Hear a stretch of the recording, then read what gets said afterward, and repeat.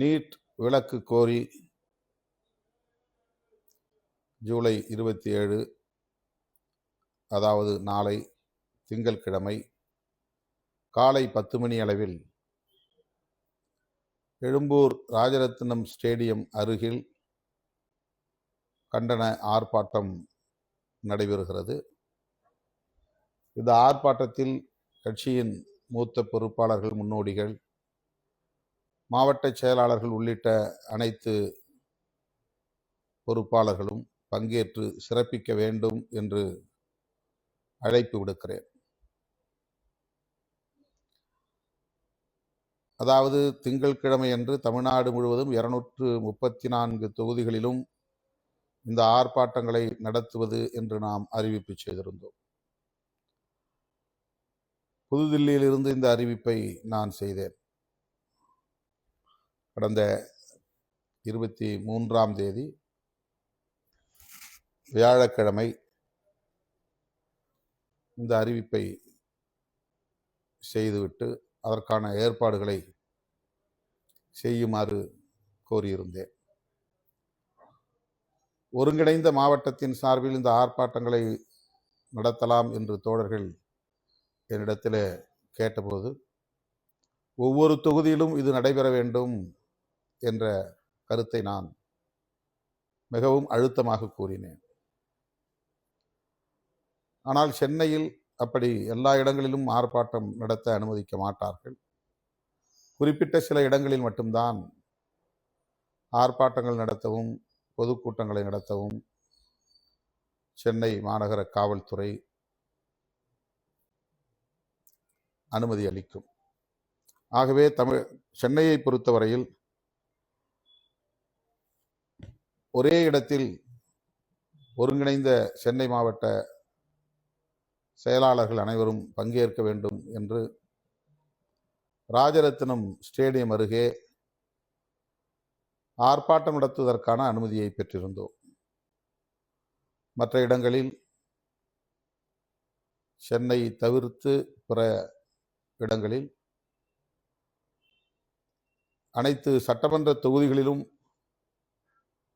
நடத்த வேண்டும் என்று நாம் விடுத்த வேண்டுகோளை ஏற்று தோழர்கள் அனுமதியும் பெற்று அதற்கான ஏற்பாடுகளில் தீவிரமாக செயல்பட்டு வந்த நிலையில்தான் நேற்று சற்றும் எதிர்பாராத வகையில் இந்திய ஒன்றிய அமைச்சர் தர்மேந்திர பிரதான் அவர்கள் தன்னுடைய அமைச்சர் பதவியை ராஜினாமா செய்திருக்கிறார்.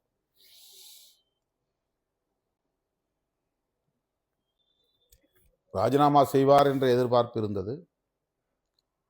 இன்னும் ஓரிரு நாட்கள் கழித்து தான் செய்வார்கள், அது திங்கள் செவ்வாய் அன்றுதான் இது நடக்கும் என்று எண்ணி இருந்தோம். ஆனால் நேற்று சனிக்கிழமை தர்மேந்திர பிரதான் அவர்கள் பதவி விலகலை உறுதிப்படுத்தியிருக்கிறார். இந்த நிலையில் தமிழ்நாடு முழுவதும் நடத்துவதாக அறிவிக்கப்பட்ட இந்த ஆர்ப்பாட்டத்தை ஒரே இடத்தில் சென்னையில் நடத்துவது என்கிற அறிவிப்பை செய்திருக்கிறோம். தர்மேந்திர பிரதான் வினாத்தால் கசிந்ததற்காக பொறுப்பேற்று பதவி விலக வேண்டும் என்று சிஜேபி கட்சியை சார்ந்தவர்களும் கட்சி சார்பற்ற மாணவர்கள், இளைஞர்களும் தன்னார்வ தொண்டு நிறுவனங்களை சார்ந்தவர்களும் இன்ன பிற ஜனநாயக சக்திகளும் ஒருங்கிணைந்து குரல் கொடுக்க தொடங்கினர். கிட்டத்தட்ட 1 மாத காலத்திற்கு மேலாக இந்த போராட்டம் நடைபெற்று வருகிறது.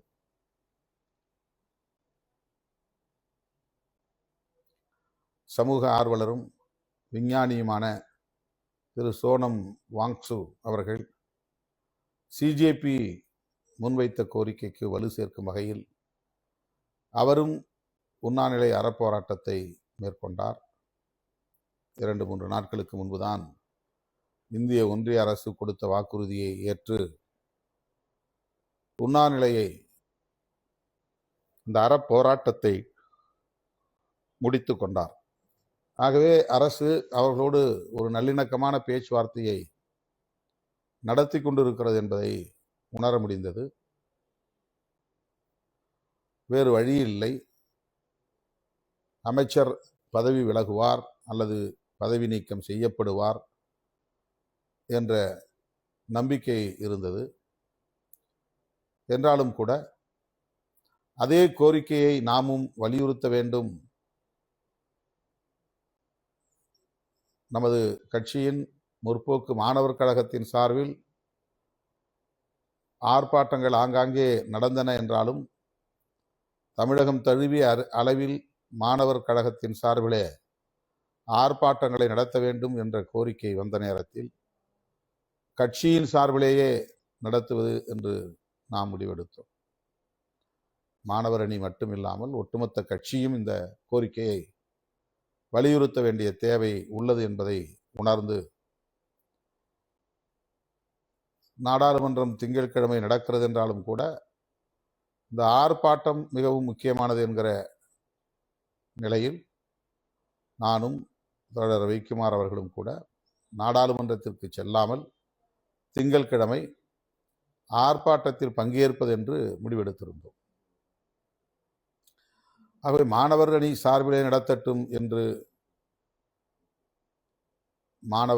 முற்போக்கு மாணவர் கழகத்திற்கு அந்த பொறுப்பை ஒப்படைத்துவிட்டு நாம் ஒதுங்கி நிற்காமல் கட்சியே நடத்த வேண்டும் என்கிற நிலைப்பாட்டை எடுத்து அதில் கட்சியின் தலைவர் என்கிற முறையில் நானும் பங்கேற்க வேண்டும் என்கிற முடிவையும் எடுத்து அதன் அடிப்படையில் இந்த ஆர்ப்பாட்ட ஏற்பாடுகளை செய்தோம். இப்போது மனிதவள மேம்பாட்டுத்துறை அமைச்சர், அதாவது கல்வித்துறை அமைச்சர் திரு தர்மேந்திர பிரதான் அவர்கள் பதவி விலகிவிட்டார். சிஜேபி கட்சியை சார்ந்த பொறுப்பாளர்களோடு நடத்திய பேச்சுவார்த்தையின் மூலம் இந்திய ஒன்றிய அரசு ஜூலை 20 நடந்த வன்முறையின் போது மாணவர்கள் மீது போடப்பட்ட வழக்குகளை திரும்பப் பெறுவதாக இசைவளித்திருக்கிறது. இந்த வினாத்தால் கசிந்ததை அடுத்து ஆங்காங்கே இந்தியா முழுவதும் மாணவ செல்வங்கள் தற்கொலை செய்து கொள்ளும் அவலம் அரங்கேறியது. அவரது குடும்பத்தினருக்கு இழப்பீடு வழங்க வேண்டும் என்கிற கோரிக்கையையும் பரிசீலிப்பதாக அரசு உறுதியளித்திருக்கிறது. ஆக சிஜேபி கட்சி மற்றும் ஆதரவு சக்திகள் விடுத்த முக்கியமான 3 கோரிக்கைகளை பிஜேபி அரசு ஏற்றுக்கொண்டது என்கிற நிலையில் இந்த ஆர்ப்பாட்டத்தை அதே கோரிக்கைகளுக்காக நாம் நடத்த முடியாது. அதற்காக மொத்தமாக இந்த ஆர்ப்பாட்டத்தை நாம் கைவிட்டு விடவும் முடியாது. தர்மேந்திர பிரதான் அவர்கள் ராஜினாமா செய்தாலும் கூட நீட் தொடரும். இனி அடுத்தடுத்து வரும் ஆண்டுகளில் நீட் தேர்வு நடைபெறும்.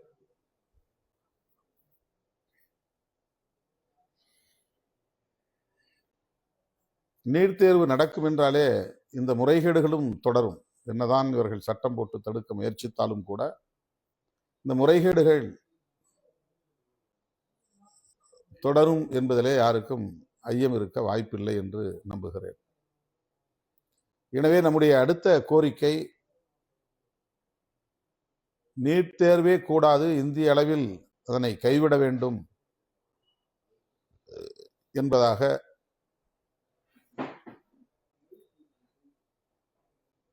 நாம் அறிவிப்பு செய்து அதன் அடிப்படையில் திங்கட்கிழமை திட்டமிட்டவாறு சென்னையில் ராஜரத்னம் ஸ்டேடியத்தில் அதன் அருகில் ஆர்ப்பாட்டம் நடக்க உள்ளது. அதிலே நானும் பங்கேற்கிறேன், நம்முடைய முன்னணி தலைவர்களும் இருக்கிறார்கள். எனவே இயக்கத்தின் முன்னோடிகள், மாநில பொறுப்பாளர்கள், மாவட்ட செயலாளர்கள் உள்ளிட்ட இதர மாவட்ட பொறுப்பாளர்கள், துணைநிலை அமைப்புகளை சார்ந்த அனைத்து மட்டங்களிலும் உள்ள பொறுப்பாளர்கள் தவறாமல் சென்னைக்கு வர வேண்டும். ஆங்காங்கே துண்டறிக்கைகளை அச்சிட்டு விட்டோம், சுவரொட்டிகளை அச்சிட்டு விட்டோம், காவல்துறையின் அனுமதியை பெற்றுவிட்டோம், ஆர்ப்பாட்டங்களுக்கு வருவதற்கான இதர ஏற்பாடுகள் யாவற்றையும் செய்து முடித்து விட்டோம். இந்த நிலையில் இந்த ஆர்ப்பாட்டம் ஒரே இடத்தில் நடைபெறும் என்று தலைமை அறிவித்து விட்டதே என்று ஒரு சில தோழர்கள் தொலைபேசியில் தொடர்பு கொண்டு என்னிடத்தில் கூறினார்கள். அதற்காக நான் பெரிதும் வருந்துகிறேன். 234 தொகுதிகளிலும் இந்த ஆர்ப்பாட்டம் இந்த ஒற்றை கோரிக்கைக்காகவும் கூட நடத்தலாம். அதாவது நீட் முழுமையாக ரத்து செய்யப்பட வேண்டும் என்கிற ஒற்றை கோரிக்கையை வலியுறுத்தியே திட்டமிட்டவாறு 234 தொகுதிகளிலும் கூட நடத்தி இருக்கலாம். ஆனால் ஆகஸ்ட் 17 தமிழ் தேசிய எழுச்சி மாநாடு, இந்த மாநாட்டு பணிகளுக்கு இடையூறு ஏற்படக்கூடிய வகையில் இந்த ஆர்ப்பாட்டம் அமைந்து விட்டது என்கிற வருத்தமும் ஒரு சிலரிடத்தில் இருந்து வந்தது. சுவரெழுத்து விளம்பரங்களை இப்போதுதான் நாங்கள் தொடங்கியிருக்கிறோம், திடுமென ஆர்ப்பாட்டத்தில் கவனம் செலுத்த வேண்டி வந்துவிட்டது என்கிற கருத்துக்களையும் தோழர்கள் முன்வைத்தார்கள். எனவே மாநாட்டு பணிகளுக்கு இடையூறு ஏற்படாத வகையில்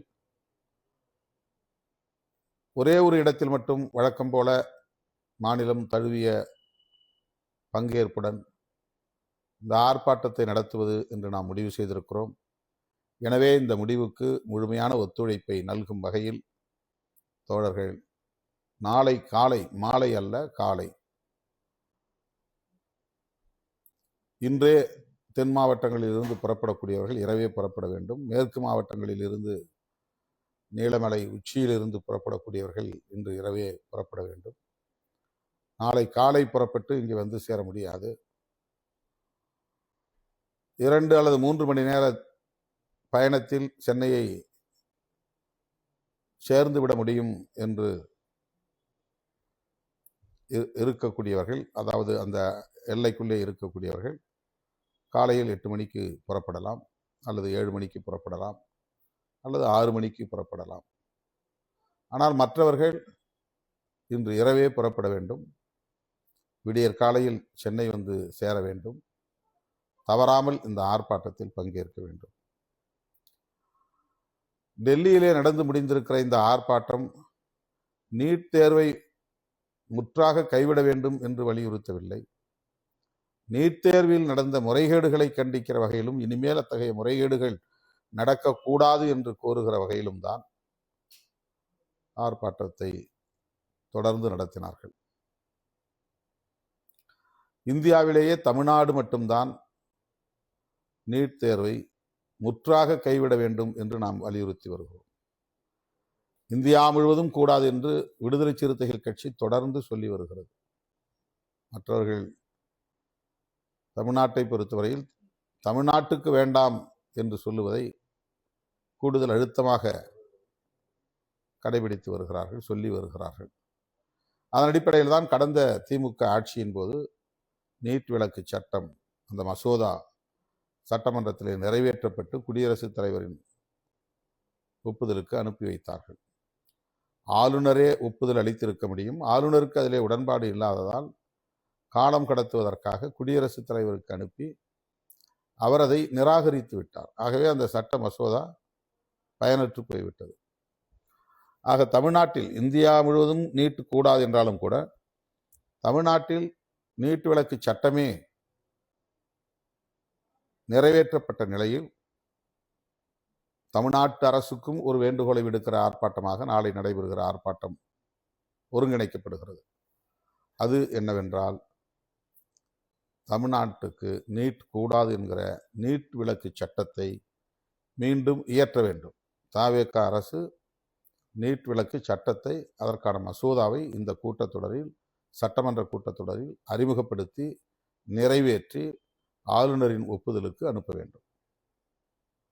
ஆகவே 2 கோரிக்கைகளை இந்த ஆர்ப்பாட்டத்தில் நாம் முன்வைக்கிறோம். இந்தியா முழுவதும் நீட் கூடாது என்பது ஒரு கோரிக்கை. அப்படி என்றால் தமிழ்நாட்டுக்கும் அது பொருந்தும். ஆனாலும் கூட இந்திய அரசு உடனடியாக நாம் வைக்கிற இந்த கோரிக்கையை ஏற்றுக்கொள்வது என்பது அவ்வளவு இலகுவான செயல் அல்ல. ஆனால் தமிழ்நாடு அரசு ஏற்கனவே ஒரு முன்மாதிரி இருப்பதனால் இப்போது புதிதாக ஆட்சி பொறுப்பேற்றிருக்கிற தவேக அரசு கடந்த காலத்தில் நிறைவேற்றப்பட்டதைப் போல நீட் விலக்கு மசோதாவை அறிமுகப்படுத்தி சட்டமாக்குவதற்கு உரிய ஏற்பாடுகளை செய்ய முடியும். எனவே தமிழ்நாடு அரசுக்கு நாம் இரண்டாவதாக முன்வைக்கிற கோரிக்கை, நீட் விலக்கு சட்டம் இயற்ற வேண்டும், ஆளுநரின் ஒப்புதலை பெறுவதற்குரிய ஏற்பாடுகளை செய்ய வேண்டும் என்கிற இரண்டாவது கோரிக்கை.